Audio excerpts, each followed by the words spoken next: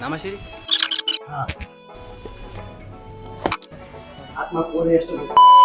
स्वागत छ मेरो नयाँ च्यानलमा हैन। आज मेरो विषय चल्ने छ घरदेखि आमाले आटो पठाइदिनु भएको छ।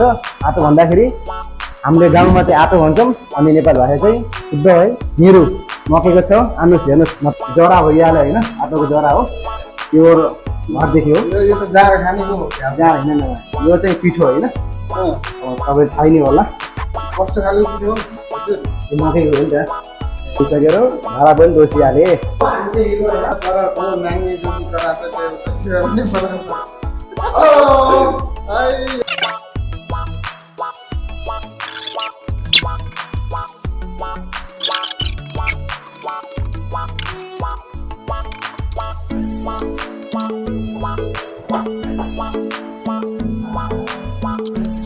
फाइनली गाइस कसरी भयो नि हातमा पुरो यस्तो भइसक्यो। बनाउन आए पनि नआए पनि खानको लागि चाहिँ बनाउने प्रब्लम भयो कि त्यही भएर मेरो खाना चाहिँ पाकिसकिसक्यो होइन, पाकिसकिसक्यो। अब सक्नुहुन्छ यता रेडी भइसक्नु लागेको छ। अब कृपया साथीहरू च्यानलले सब्स्क्राइब पनि गरिदिनु होला, धन्यवाद।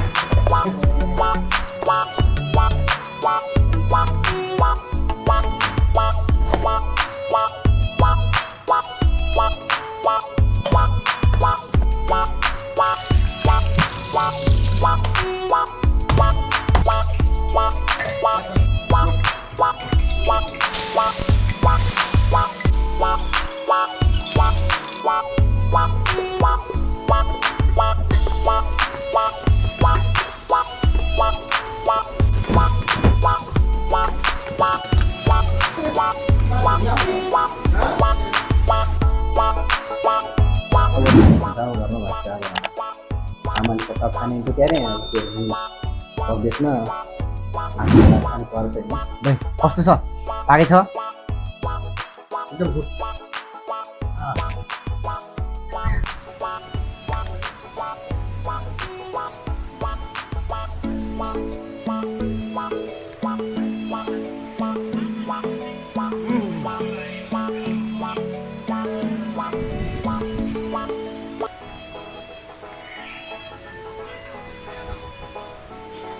यहाँ आटो खाइसक्नु लागि यो बनाउने मात्र योस् आटो चाहिँ बनाएर खाइयो। अब यस्तो त राम्रो बनाउनु सकेन,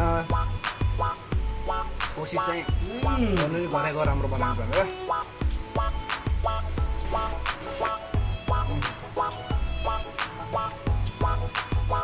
बवाल छ, गाउँको याद आयो, ताजा भयो।